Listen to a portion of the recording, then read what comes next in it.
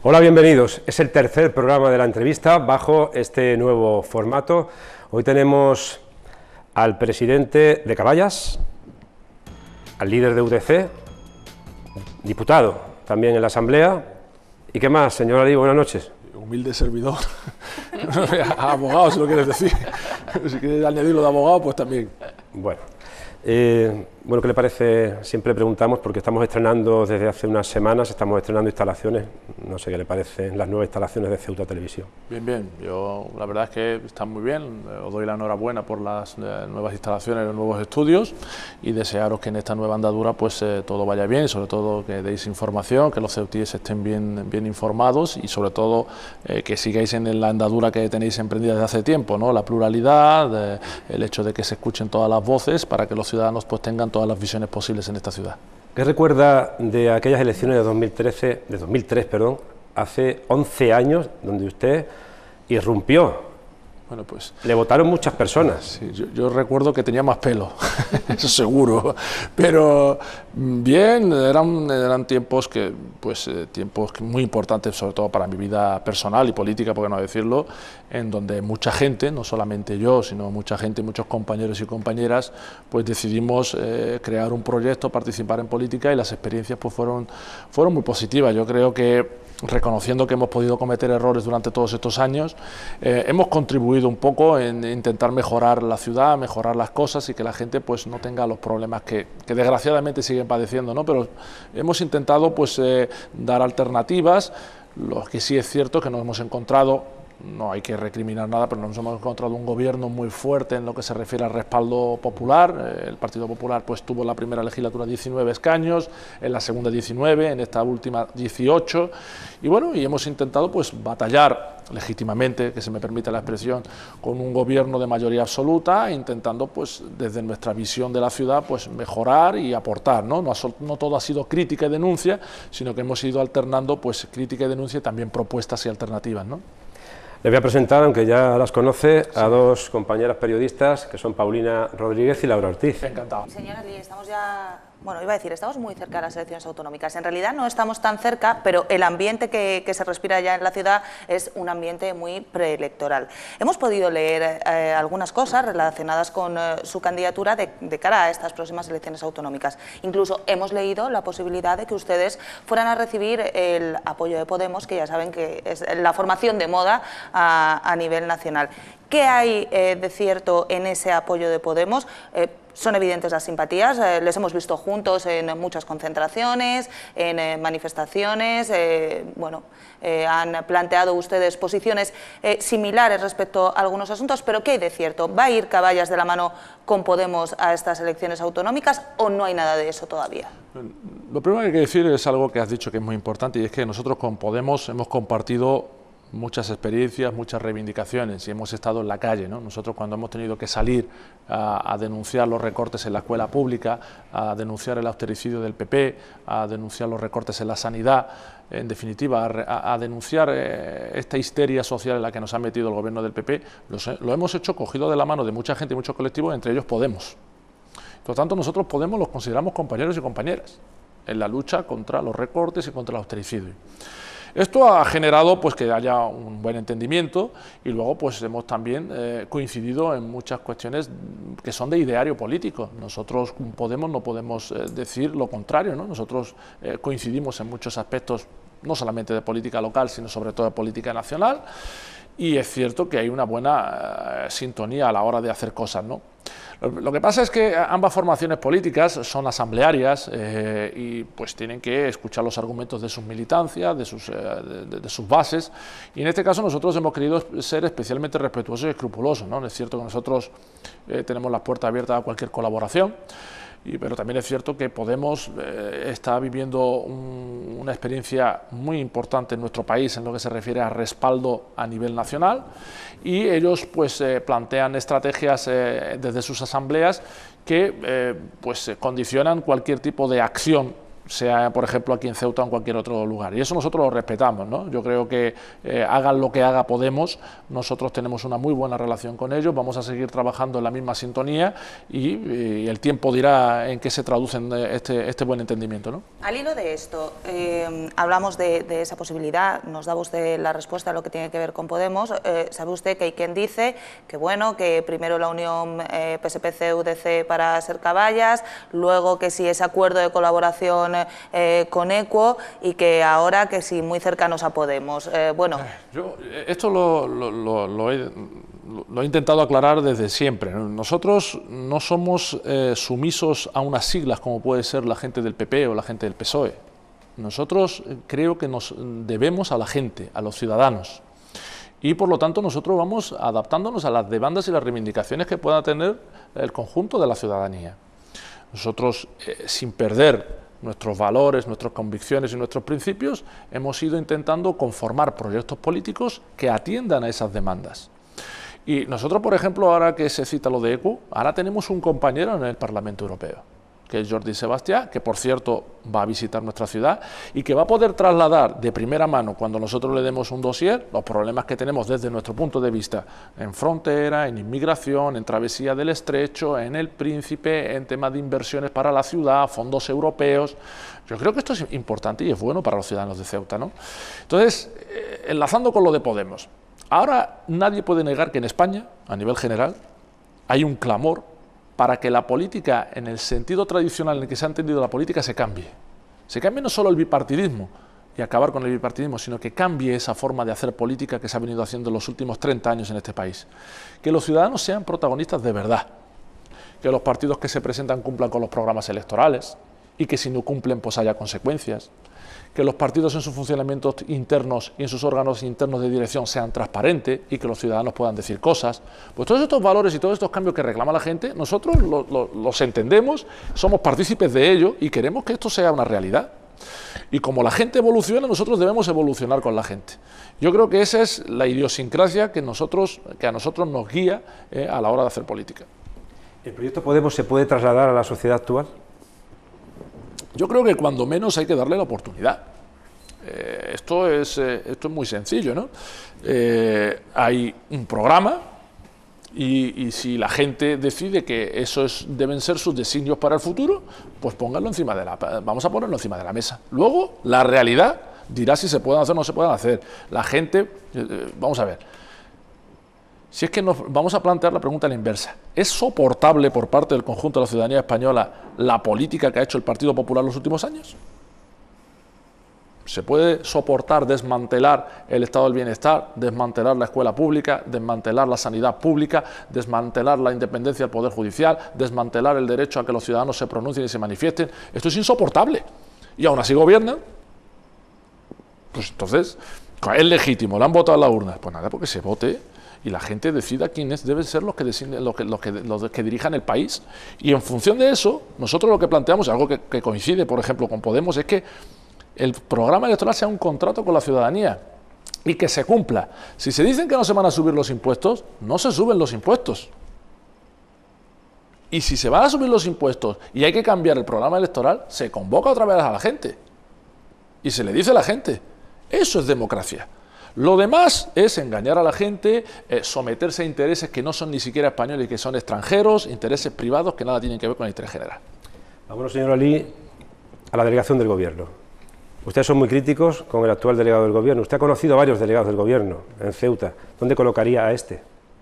Bueno, nosotros, quiero dejar claro que nosotros no somos críticos con la persona del delegado del Gobierno, somos muy críticos con la política del delegado del Gobierno y de la delegación del Gobierno. Es verdad que ha habido varios delegados del Gobierno durante estos últimos años, pero este es un delegado del Gobierno, por ejemplo, le voy a dar un dato. A nosotros siempre nos había recibido institucionalmente y formalmente el delegado del Gobierno, antes de empezar su mandato. Este delegado del Gobierno a nosotros ni nos ha llamado, ni nos ha invitado, ni nos ha... nada.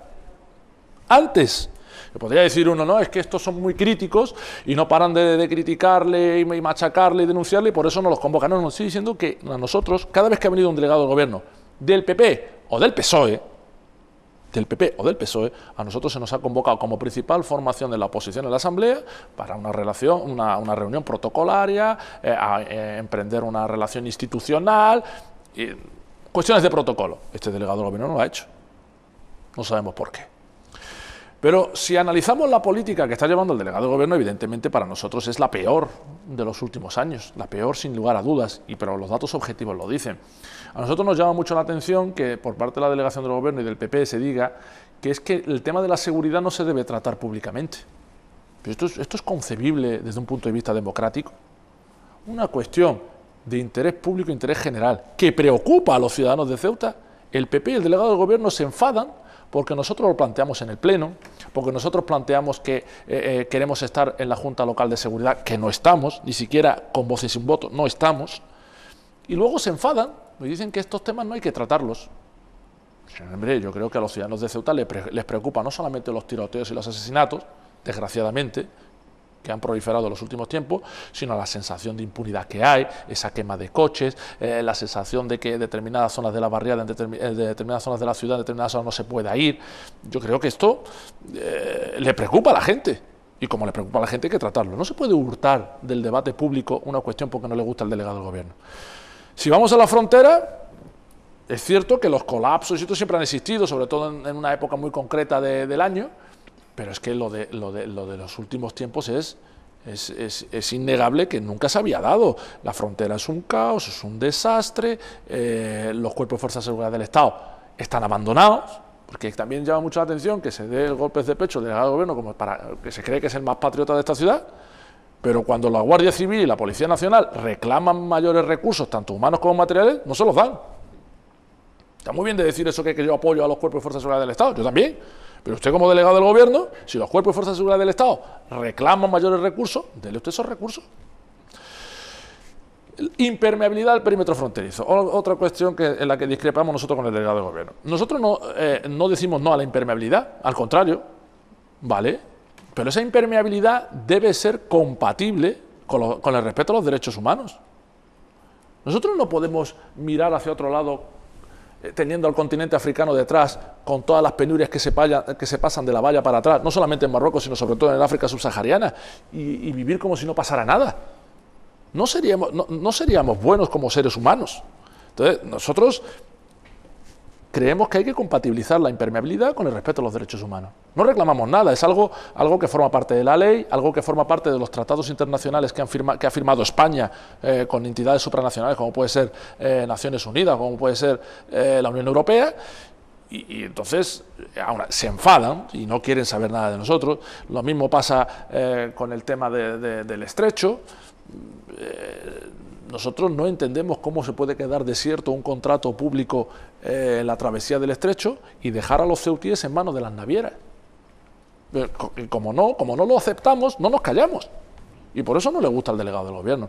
Es eso nada más. Nosotros con el delegado del Gobierno, cada vez que él quiera, nosotros nos sentamos, hablamos y planteamos cosas. Pero planteamos también soluciones. Que se puedan hacer, no se puedan hacer, a discutir, con argumentos. Lo que pasa es que no se nos escucha, es que no se nos quiere escuchar. Eso es lo que pasa con la delegación del Gobierno. Señora Ali, ha puesto usted muchísimos asuntos sobre la mesa en esto que tiene que ver en la relación de Caballas con la delegación del Gobierno. Ya ha aclarado usted que no con la persona del delegado y yo estoy segura de que mis compañeros van a querer preguntarle por muchas de ellas. Pero ha hablado usted de inmigración y de ese reforzamiento, esa impermeabilización de las fronteras. Hemos escuchado mucho, sobre todo desde el pasado 6 de febrero, que ustedes y otras formaciones similares a ustedes lo que quieren es que se abra la frontera y pueda pasar todo el mundo. A aquellos que dan este tipo de argumentos, ¿qué les diría? Yo diría que no son ciertos, ¿no? Nosotros, desgraciadamente, después de lo que pasó el 6 de febrero, que es una tragedia que nadie puede obviar, y a mí me dolió mucho no solamente la muerte de estas personas, sino sobre todo que desde determinados poderes políticos se intentara manipular y decir que nosotros estábamos en contra de la Guardia Civil, que nosotros nada más lejos de la realidad, ¿no? Nosotros lo que planteamos es que la frontera debe ser una frontera en donde los principios de dignidad y respeto a los seres humanos sean los que guíen cualquier actuación.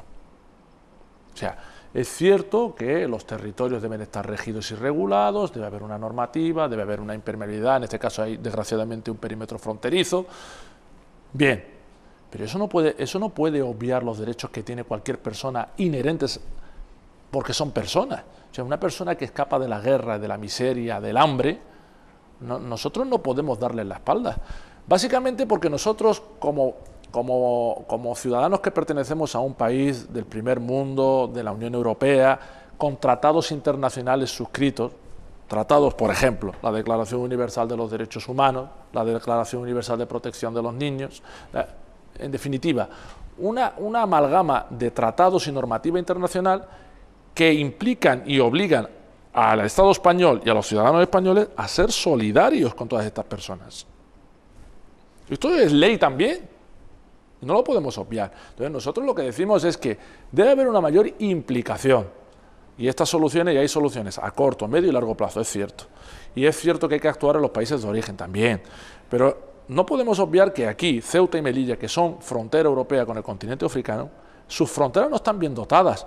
No están bien dotadas en los cuerpos y fuerzas de seguridad del Estado, no están bien dotadas en infraestructura, no están bien dotadas en accesibilidad y no están bien reguladas en lo que se refiere a la colaboración con Marruecos, que también parece que no se puede hablar. Aquí tiene que haber un protocolo de actuación, y si lo hay, nosotros no lo conocemos, ni nadie nos dice nada de eso, en lo que se refiere a todos estos temas de inmigración con el país que está al otro lado, que es Marruecos. Y entonces nosotros lo que planteamos es eso, es que se busquen soluciones a corto, medio y largo plazo, pero que no se criminalice a las personas que escapan de la guerra, de la miseria, de las enfermedades. Sin embargo, usted hablaba antes de las relaciones con los cuerpos y fuerzas de seguridad, y una de las recriminaciones que se hacen por parte de la delegación de gobierno es que no hay suficiente apoyo a esos cuerpos y fuerzas de seguridad. Nada más lejos de la realidad. Mire, nosotros hace poco, creo que este medio lo cubrió, tuvimos un foro, un diálogo, un coloquio que hacemos con los ciudadanos y con otros colectivos en la sede del Sindicato Unificado de la Policía, que es el sindicato mayoritario de la Policía Nacional. Fíjese usted si tenemos nosotros fobia o mala relación con los cuerpos y fuerzas de seguridad del Estado, que nos vamos a la sede de un sindicato policial a hablar de seguridad en la ciudad de Ceuta. Nosotros creo que esto se ha hecho, yo no creo que piense eso, por ejemplo, la Asociación Unificada de Guardias Civiles, Yo creo que eso no lo piensa. Nosotros, al contrario, hemos apoyado iniciativas de la Asociación Unificada de Guardias Civiles. Estos son planteamientos y cantinelas que suelta, por ejemplo, el delegado del Gobierno ante la escasez de argumentos, ante la escasez de medidas y su nula capacidad para atender los problemas que hay en Ceuta, en la frontera o en lo que se refiere a la inmigración, al tema de seguridad. ¿Ustedes, Caballas, piensan que los porteadores están siendo dignamente tratados en la frontera de Ceuta? El tema de los porteadores y las porteadoras, desgraciadamente no se puede plantear en términos de dignidad. Ahí no hay dignidad. No hay dignidad ninguna. No hay dignidad en el polígono del Tarajal. O sea, masificaciones de personas, gente mayor cogiendo sobrecargas, avalanchas, apaleamientos, accidentes una y otra vez. Recuerdo la señora que se cayó cuando se quitaron las escaleras del Tarajal. Eso es un desastre. O sea, hablar de dignidad, y no se puede hablar de dignidad. No se puede hablar de dignidad. Entonces, claro, aquí también vamos a ser sinceros, tenemos que entonar el mea culpa a todos, Yo no he visto a nadie, ni gobierno, ni oposición, ni nadie, decir nada al respecto. Con esto de potenciar el comercio atípico y que la mercancía tiene que salir así, pues todos, muchas veces, y esto es cierto, pues este tema es como, están maltratados tanto portadores como portadoras, pero nadie dice nada, ¿no? Lo primero que hay que hacer es, ¿queremos aduana comercial? ¿Queremos ingresar en la unión aduanera? Sí, no. ¿Qué impacto tiene en la economía local eso? Primero. Si la respuesta es sí, el impacto es positivo, pues entonces, señores, una aduana comercial y nuestro ingreso en la unión aduanera no puede permitir este tipo de situaciones, ¿no? Como hay un comercio atípico, además lo llamamos todos atípico, transfronterizo, nadie sabe muy bien qué es eso, pues ahí están todas estas personas, pero no se puede hablar de dignidad. No. Hablemos, si le parece, de otra cuestión relacionada con la frontera, pero desde otro punto de vista, como es el turismo. Ahora parece que la ciudad autónoma cambia de rumbo y parece le quiere dar un nuevo aire a la política turística, mirando más al cliente marroquí o al viajero marroquí. ¿Qué le parece? No, a nosotros nos parece un acierto. Ha llegado tarde, pero nos parece un acierto. Las cosas, cuando son buenas en sí, nosotros no nos rasgamos las vestiduras cuando hay que decir que las cosas están bien.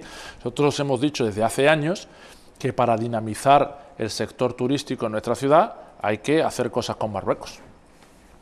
Aquí costó una barbaridad, algo tan sencillo como es que una persona marroquí que viniera a Ceuta a comprar y acreditase que tuviese un ticket de 90 euros no pagase el aparcamiento. Eso hubo que llevarlo a pleno. Fíjese usted la evolución. Llevar a pleno el que una persona que venga aquí a gastarse el dinero con un mínimo de 90 euros no pague el parking. Pues eso hubo que llevarlo a pleno. Pero es cierto que ha habido una evolución, el gobierno empieza a entender que no se puede hablar de comercio sin hacer conciertos, convenios con el otro lado, y que eso redunde en beneficio tanto de Ceuta como de Marruecos. Yo creo que ese es el camino que hay que emprender, y si la línea va a ser esa, nosotros vamos a colaborar, evidentemente. Si le parece, vamos a hablar de otro asunto en el que también tiene algo que ver la delegación del Gobierno, y enseguida me va a entender. Ustedes han sido muy críticos, sobre todo con la política educativa que ha llevado a cabo el Gobierno de la Nación. Tan críticos que cuando visitó Ceuta el ministro de Educación, bueno, hubo una concentración a las puertas de la biblioteca, y tanto usted como algunas otras personas que estaban en aquella concentración fueron multados por la delegación del Gobierno. Me gustaría saber cómo está ese asunto. Bueno, el asunto... Primero, si me permite, voy a hacer una reflexión en cuanto a la educación, y luego te comento cómo está el asunto de nuestra sanción, nuestra multa. La educación está abandonada en Ceuta. Ya, esto hay que decirlo abiertamente y ponerlo encima de la mesa. Sí, esto está abandonado, esto se ha dejado en manos de personas que no están capacitadas, que son auténticos ineptos, en este caso el director territorial. Y ante esta ineptitud, el Gobierno de la Nación y el Gobierno de la ciudad pues no hacen absolutamente nada. Ya no voy a hablar ni del fracaso escolar, que es abrumador y terrorífico. Ya no voy a hablar del absentismo escolar, ya no voy a hablar de la masificación de las aulas, ya no voy a hablar de la falta de centros docentes, ya no voy a hablar de la falta de docentes. Vamos a hablar de algo tan básico como son los comedores. Aquí, para que determinados menores que no tenían garantizado 3 comidas calientes en esta ciudad pudieran comer, tuvimos que luchar contra viento y marea para que el Ministerio de Educación, esa dirección territorial aquí, autorizara a los colegios a aperturar esos comedores en verano. Y después fue la ciudad, también con mucho trabajo, pero al final lo hizo la ciudad, abonase el respectivo importe económico, y la gente, sobre todo los menores, pudieran comer en verano. Pero es que no se quedan ahí, ¿no? El desastre educativo no se queda ahí, sino que este ministerio, el señor Wert y compañía, lo que hacen, estos lumbreras, es diseñar un nuevo sistema de becas para comedor. Fíjese usted. Y entonces deciden ahora hacer una convocatoria pública, sin contar con los centros, sin saber quiénes eran los niños que había ni nada, y sin tener en cuenta cuándo se iniciaba el curso, pues dar las becas ahora, que le han dado ahora, y evidentemente ahora vienen las disfunciones. La gente que dice el ministerio no es la gente que está en los comedores, el sistema de comedores que ha venido haciendo los colegios no es el que prevé el ministerio, no sabemos si lo va a tener que pagar la ciudad. O sea, es todo tan desastroso que cuando uno lo plantea la gente no se lo cree. La gente no se lo cree, la gente no se cree que se puedan hacer las cosas tan mal. La gente no cree que un Ministerio de Educación pueda dar las becas en el mes de abril o mayo, cuando se termina el curso. La gente no se lo cree. Y aquí en Ceuta, los alumnos, los padres han pedido las becas en el mes de septiembre, o en el mes de junio, julio, agosto, y las becas se las han dado en abril y en mayo. El ministerio, es que es algo surrealista, ¿no? Entonces, esto está tremendamente mal. Pero el problema es, y ahora enlazo con lo de la sanción, es que cuando te manifiestas en contra de esto, te sancionan. Encima, si les dices que las cosas están mal, te multan. Y no solamente nos multan, sino que castigan a Ceuta. ¿Cómo han castigado a Ceuta? Primero, no han tenido en cuenta el acuerdo de toda la comunidad educativa, de toda la comunidad en cuanto al calendario escolar. Van y se lo cargan y lo cambian. Se lo han cargado. Y luego todo lo que suene a Ceuta, se van a cargar la Junta de Personal Docente, pues ellos... Y solamente en Madrid un señor se tiene que dedicar a Ceuta y Melilla, y no le hacen ni caso. La multa, pues nosotros presentamos una alegación porque consideramos que cualquier persona tiene un derecho fundamental, y es el derecho a manifestarse y a quejarse en contra de una cosa que creemos que era básica, que es los recortes en la escuela pública. El delegado del Gobierno, en un ejercicio totalmente antidemocrático, decide que nosotros somos convocantes de una concentración. Él lo decide el delegado del Gobierno. Y me sanciona a mí, sanciona a Juan Luis Aróstegui, sanciona a Julio Basurco, que es de Podemos, y sanciona a un compañero que se llama Hansa Chico. Nosotros, ante nuestra perplejidad, pues vamos a ver el expediente a ver por qué nos sancionan. Y resulta que nos sancionan a un chico porque llevaba un tambor, a otro porque estaba detrás de una pancarta, a mí porque había hablado con los cuerpos y fuerzas de seguridad del Estado. Y es cierto, hablé con algunas personas que conocía, son amiguetes, los saludé y tal, me sancionan. Y a Juan Luis Aróstegui porque habló con los medios de comunicación. Esto es la democracia, los principios democráticos y la defensa de la escuela pública que ejerce el Partido Popular en esta ciudad. Y hoy por hoy hemos presentado alegaciones, nos las han desestimado, hemos vuelto a presentar alegaciones, nos las han vuelto a desestimar, y ya te anuncio, tengo que hablarlo con todos los perjudicados, pero yo creo que todos nos vamos a poner de acuerdo, lo vamos a llevar a la justicia, porque ya Europa recientemente ha dicho, Estrasburgo ha dicho, que el derecho a manifestarse es un derecho fundamental que no puede ser sancionado. En este caso, siendo usted abogado, entiendo que está puesto en el tema, ¿no? No, nosotros entendemos que esto es un ejercicio democrático de cualquier ciudadano, ir a un lugar público, que es la puerta de la biblioteca, y decirle al ministro que está haciéndolo mal. Yo creo que si esto se sanciona y se censura, es que no hemos entendido nada de lo que supone ser una democracia. Señor Ali, ¿está usted de acuerdo con su compañero Aróstegui en que en Ceuta hay racismo? Vamos a ver. En Ceuta hay racismo. Yo eso lo comparto, pero hay racismo en muchas direcciones. Yo creo que hay que ser sinceros, ¿no? Tampoco pasa nada por reconocer las cosas. Nosotros cuando decimos que hay racismo no lo decimos para destruir la ciudad, al contrario, lo decimos como una cosa que hay que extirpar de la misma. Y es cierto que hay determinados comportamientos que pueden ser más aislados o no, que pueden ser más generalizados o no, que indican que hay personas de cualquier condición, de cualquier cultura, de cualquier barriada. Eso yo creo que esto hay que dejarlo claro, que no entienden lo que son las normas y las pautas de una convivencia pacífica. Recientemente ha habido unas pintadas, yo creo que esto no lo puede negar nadie, ¿no? Unas pintadas, que puede ser una persona sola, puede serlo, pero esas pintadas indican un sentimiento. ¿Y por qué digo que indican un sentimiento? Porque yo no sé si esto es fiable o no, pero cuando vas a las redes sociales y ves una ristra de comentarios, pero una ristra, con nombres y apellidos, que apoyan las pintadas o que sin apoyarlas dicen que es verdad lo que pretenden encubrir esas pintadas, pues es preocupante, es preocupante. Entonces nosotros lo que decimos desde Caballa es no que haya que fracturar la sociedad, pero sí que hay que, entre todos, sobre todo los que representamos a los ciudadanos, buscar puntos de encuentro y sobre todo conocernos mejor. Lo que pasa en Ceuta es lo siguiente, es que habiendo distintas culturas, estas culturas no se conocen. No participamos en las festividades unos de otros, no participamos, con carácter general, en los eventos de unos de otros. Hay un desconocimiento generalizado de lo que es, si le hablo de religión, de la religión de uno con respecto a de otro, y se habla con tanta ligereza que en vez de construir, lo que hacemos es dar pasos hacia atrás.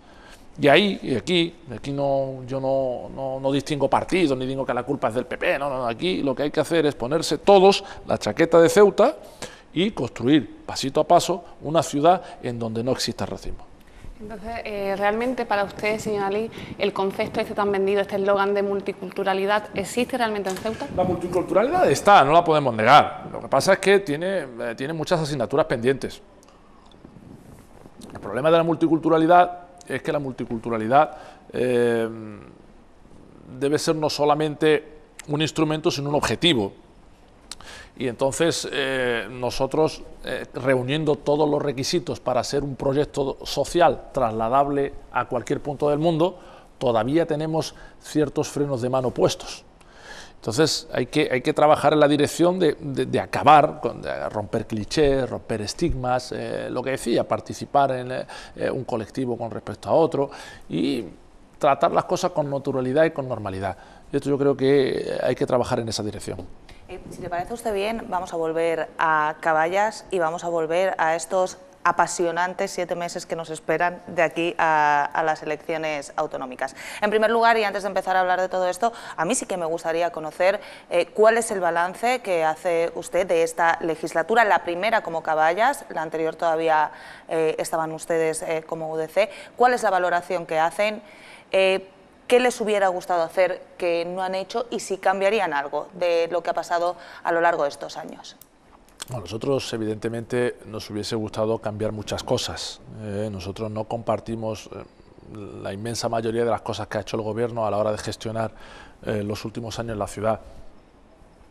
Estamos satisfechos a medias en el sentido de que hemos intentado hacer una oposición que suponga, lo que decía al principio, no solamente fiscalización, sino también propuesta y alternativa, ¿no? Yo creo que ahí sí que hemos puesto muchas cosas para que la gente pueda sopesar. Pongo ejemplos. Caballas es la única formación política que puso un presupuesto alternativo encima de la mesa. Es cierto que el PP se dedicó a ridiculizarlo, pero nosotros pusimos los números aquí y dijimos que la ciudad se podía dirigir de otra manera. Nos puede gustar o no. El PP dijo que evidentemente no le gustaba y desechó esa propuesta, pero yo creo que hemos intentado trasladar al ciudadano que se pueden hacer otras cosas. Nos puede gustar más o menos, podemos convencer o no, pero sí es cierto que nosotros creemos que se puede gastar, por ejemplo, el tema del gasto público nosotros no lo compartimos en absoluto, ¿no? Nosotros creemos que la ciudad hace auténticos dispendios y en cosas que deben ser prioritarias, pues el Gobierno no las atiende. Nosotros creemos que se puede combatir más y mejor el umbral de la pobreza, el Gobierno no lo entiende. Creemos que se puede combatir más y mejor el paro, el Gobierno no lo entiende, pero no lo entiende con pruebas. O sea, nosotros llevamos a pleno una medida contra el paro y sobre todo para fomentar el empleo juvenil, se aprueba, se dota económicamente con 2 millones de euros y el Gobierno después prácticamente de 2 años todavía no lo ha puesto en práctica. Y se pueden beneficiar 400 o 500 jóvenes, que no es la panacea, que no vamos a acabar con el paro, evidentemente no, pero es un instrumento que puede servir para que la gente joven tenga expectativas, para que adquiera mayor formación, para que tenga un ingreso mínimo durante un periodo de tiempo, en definitiva, dinamizar un poquito, ¿no?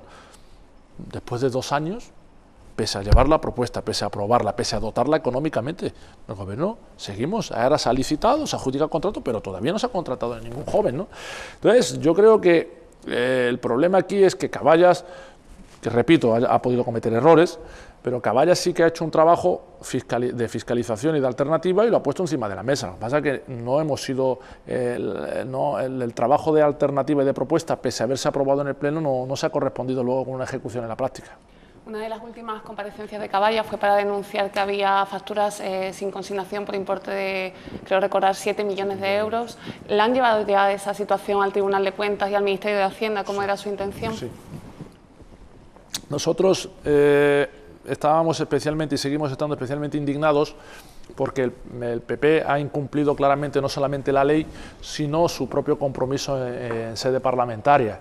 El PP se comprometió, después de someter a Ceuta al plan de pago a proveedores, 82 millones que vamos a pagar con intereses del 5%, se comprometió públicamente que no iba a haber ni una sola más factura sin consignación, después de tener que pagar 82 millones al 5%. Prácticamente un año después aparecen 7 millones de euros en facturas. ¿Esto qué es? Pero el problema de todo no es que la realidad, la práctica, es que vosotros no entendéis cómo se gobierna, porque muchas veces surgen cosas inesperadas, las emergencias, no sé. Vale, pero es que nadie asume una responsabilidad. Nadie dice que la culpa es mía. Aquí nadie dimite, han tenido que dimitir después de que lo denunciara la oposición, por ejemplo, con la Feria de Día, pero nadie dimite reconociendo a priori un error o una mala gestión, no se hace. Entonces, claro, y ahora surgen 7 millones, que serán más, a final de año seguro que son más, Y por eso digo que yo voy a dar un dato ahora, lo vamos a denunciar también pronto, y es que ¿cómo puede andar una institución como la nuestra, la Asamblea, teniendo reclamados en los tribunales a fecha de hoy, nos reclaman ciudadanos, colectivos, administraciones, empresas, nos reclaman a la ciudad de Ceuta, tenemos en los juzgados más de 50 millones de euros? Entonces imagínense que perdamos los pleitos y tengamos que abonar los 50 millones de euros. Y en muchos casos, en muchísimos casos, es por una mala gestión política. En la infinidad, en la mayoría de los casos, es por una mala gestión política. Y le pongo ejemplos. Mala gestión en las obras del campus, mala gestión con el tema de Urbaser, que colea, que aparece más dinero. Por ejemplo, la última certificación que se tenía que haber pagado a Urbaser no se ha pagado. Es una mala gestión.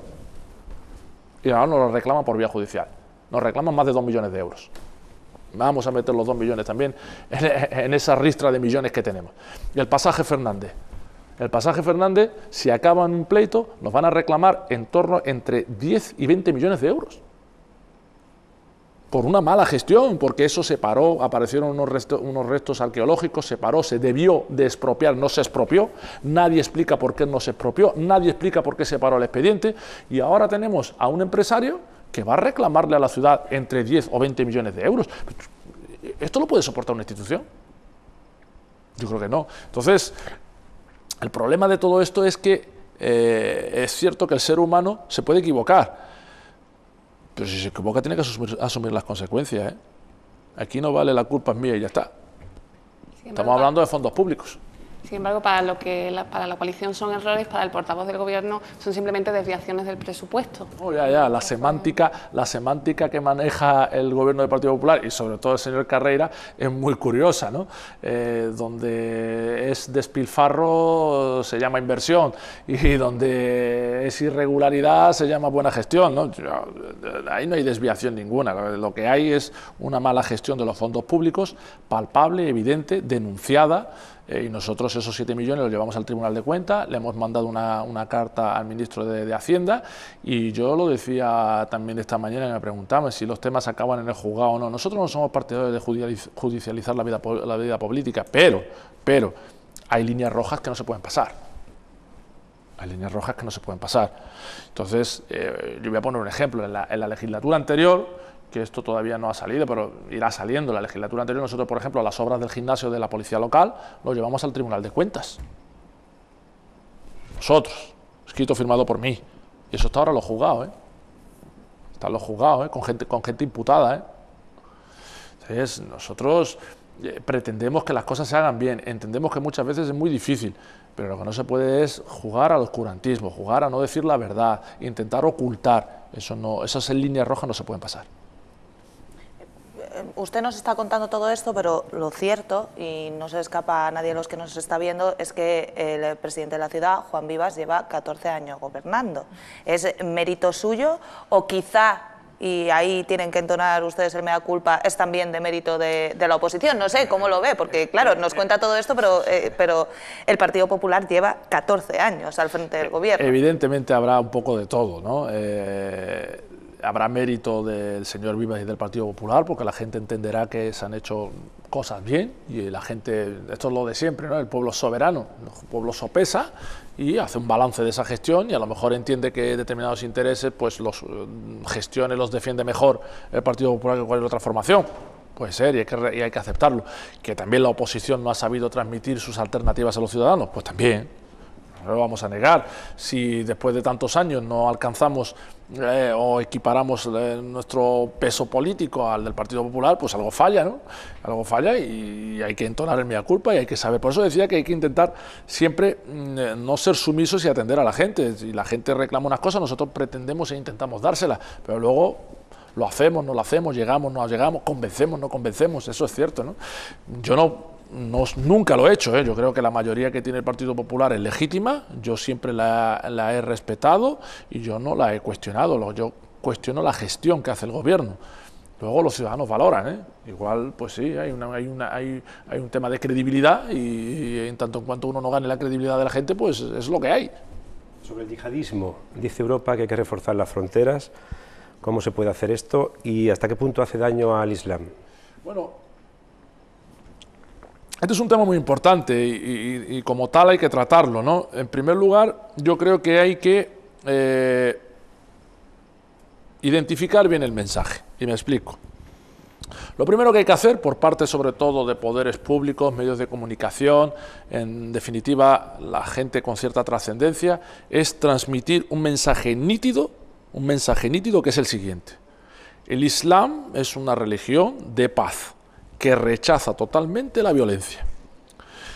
Y que este mensaje nítido no solamente forme parte del emisor, sino que llegue al receptor intacto, que no haya distorsiones. Cuando hablo de distorsiones es que el mensaje se distorsiona mucho por el camino, ¿no? Entonces,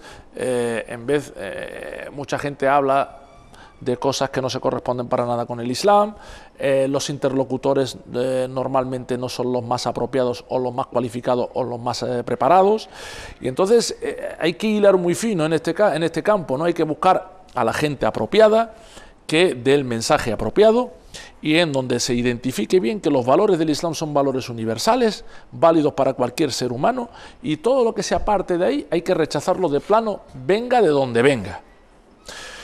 Una vez que tengamos esa nitidez, tanto en el emisor, en el mensaje, en el receptor, yo creo que muchas cosas se van a aclarar. Yo no comparto que por parte de medios de tirada nacional se hable de Ceuta y Melilla como cuna del yihadismo, porque no es verdad. No es verdad. Es cierto que ha habido gente, o chicos y chicas que han cogido un camino de ir a determinados lugares de Oriente Medio, pero yo no generalizaría. Yo creo que esto es un fenómeno aislado, que se puede aislar más y que se puede extirpar. Ahora bien, además de lo que decía del mensaje y de la interlocución, también hay que evitar que datos que dan organismos públicos, como puede ser la Unión Europea, en cuanto a los jóvenes, todos hagamos algo al respecto, ¿no? O sea, Ceuta no puede permitirse un 73% del paro juvenil. Esto se puede traducir no solamente en yihadismo, se puede traducir en cualquier cosa que no es buena. Entonces, el futuro de una ciudad no se puede plantear teniendo un 73% de paro juvenil. Entonces, estas cosas hay que atajarlas, entenderlas bien y luego las políticas hay que hacerlas también sin tintes partidistas. Lo digo sinceramente, ¿eh? Yo a lo mejor también peco en alguna ocasión de hacerlo interesadamente, pero hay cosas que deberíamos consensuar todos, que forman parte del consenso, de la unión y del bienestar de todos los ciudadanos, y por lo tanto hay que tomar medidas al respecto. Sobre el empleo, señor Lee, ¿qué propone la coalición para luchar contra él y qué opina de los planes de empleo? Vamos a ver, el paro en Ceuta, todos lo conocemos, 14.000 personas, el doble de la media nacional, y joven, lo acabo de decir, 73%. A partir de ahí se pueden decir muchas cosas, pero estas cifras son terroríficas. Caballas lo que plantea es que primero vamos a ser conscientes de la capacidad que pueda tener Ceuta para generar empleo. ¿Dónde podemos tener yacimientos de empleo? Es cierto que históricamente lo que ha venido a Ceuta son los planes de empleo. Los planes de empleo, todos sabemos lo que se ha dicho muchas veces, pan para hoy, hambre para mañana, pero es lo que tenemos. Entonces, lo primero que hay que tener, si tenemos estos recursos, es optimizarlos. Entonces, ahora hay que hacer una evaluación. Los planes de empleo han servido históricamente para que la gente, además de cobrar el sueldo, hayan podido encontrar un trabajo en el mercado laboral. A grandes rasgos, no. Por tanto, algo falla. Hay que rediseñar esos planes de empleo, hay que buscar, cuando hablamos de formación también hay que saber qué formación se da, y luego estos planes de empleo deben ir en dirección a que la gente pueda encontrar empleo, porque si no, no sabemos qué son, ¿no? Entonces nosotros planteamos muchas cosas y se quedan en el tintero. Hablé antes de los jóvenes y de esa medida de 2 millones de euros que el gobierno no la ha querido poner en práctica, pero recientemente hemos planteado que el Ministerio de Defensa nos ceda gratuitamente las instalaciones de la Marina, que es un edificio en muy buenas condiciones, para crear un hotel escuela, una medida que se está llevando, por ejemplo, en Canarias, que está generando empleo, que está dinamizando el sector turístico, y creo que podría ser un yacimiento teniendo en cuenta esa idea de colaborar, por ejemplo, con la zona norte de Marruecos. También se habló en su momento de la posibilidad de un parque tecnológico y atraer determinadas empresas siempre con esos incentivos fiscales que tenemos en nuestro régimen económico fiscal. No se ha hecho. Entonces, nosotros lo que decimos es, si las ideas están, lo que pasa es que hay que hacerlo. Y también tiene incidencia en el empleo el tema del estrecho. Los costes son excesivos y hay mucha gente pues que no quiere venir, y eso habrá que evaluarlo y a ver de qué manera el carácter público de esa travesía debe tener también presente la posibilidad de generar empleo. En definitiva, ideas hay, lo que no hay es voluntad. Entonces, yo lo decía anteriormente, no se pueden soportar los porcentajes de desempleo y de paro que tiene esta ciudad, no se pueden soportar. Entonces, ¿cualquier cosa hay que hacerla? Sí, pero ya. El desempleo que deriva, por tanto, en conflictos, en problemas, en las cosas que no queremos los ceutíes. Viniendo a resumir lo que ha dicho, ¿no? Los estudios sociológicos actuales claramente definen que una situación de exclusión social, de desempleo, si a eso le añades pues faltas de expectativas de futuro y tal, sí que pueden derivar en una conflictividad social. La conflictividad social puede tener distintas manifestaciones, ¿no? No tiene por qué ser algo violento, pero sí desidia, sí falta de esperanza, sí, y esto pues repercute negativamente en cualquier sociedad, ¿no? Entonces hay que intentar que la gente tenga expectativas de futuro, sobre todo los jóvenes, y entonces pues hay que hacer cosas, Eso lo decía antes, el gasto público en nuestra ciudad, en los presupuestos que tiene el Partido Popular, está mal direccionado. No hay que gastarse el dinero en muchísimas cosas y sí que hay que gastárselo, por ejemplo, en los jóvenes. Pero claro, esto hay que hacer una agenda de prioridades y aquí manda quien manda. Bueno, no sé si mis compañeras tienen alguna pregunta más para el señor Ali. Yo, ya para terminar, nada más que le preguntaría que cómo se las arreglan ustedes, el señor Aróstegui y usted, para no enfrentarse nunca, para no tener ningún problema, para estar de acuerdo en todo. Que parecía muy complicado cuando ustedes se juntaron. Yo lo dije hace tiempo y lo repito, con el señor Aróstegui es una persona que se puede trabajar muy bien, y le voy a decir por qué. La capacidad de trabajo del señor Aróstegui es insaciable. Yo digo que se puede hacer un aprovechado, no, lo digo en serio. Digo, es que la capacidad de trabajo que tiene, la capacidad de querer hacer cosas, que luego pueden gustar o no, que pueden convencer o no, esto no lo he visto yo nunca. La capacidad de análisis, no lo he visto nunca.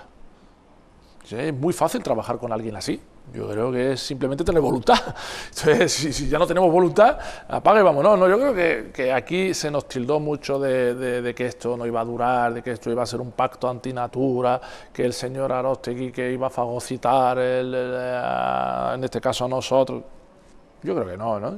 Yo tengo una experiencia muy positiva en el sentido de que estamos intentando acabar con eso que dije antes de los clichés y de los estigmas, que Ceuta es una ciudad de todos, que con independencia de la confesión, del color de la piel, del origen étnico, aquí lo que somos es ceutíes, con ideas, con un espectro ideológico, que queremos trabajar por la ciudad, y eso es lo bueno de Coalición Caballas, ¿no? Hay muchos compañeros y compañeras, en este caso del PSPC, que también tienen esa idea, que colaboran y trabajan, y nosotros estamos contentos. Luego las elecciones dirán si a la gente le hemos convencido o no, ¿no? Pero yo lo que se refiere al día a día y a ese contacto diario estoy muy satisfecho. Mohamed Ali, gracias por haber venido a Ceuta Televisión, al programa La Entrevista. A vosotros, es un placer estar aquí. Gracias, compañeras, y a ustedes les esperamos en un nuevo programa próximamente.